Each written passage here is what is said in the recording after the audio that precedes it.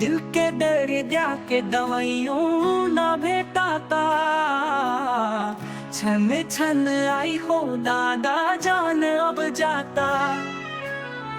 मोहब्बत बेचाता है बाजार में, केहू पिएला जहरिया के तोड़ो प्यार में। छछने करे जा दिल पे तनी नाम जी, काहे के बनावले मोहब्बत राम जी।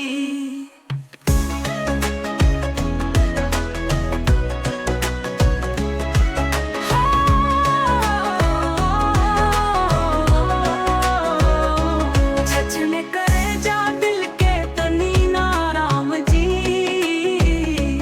काहे के बनावले मोहब्बत राम जी।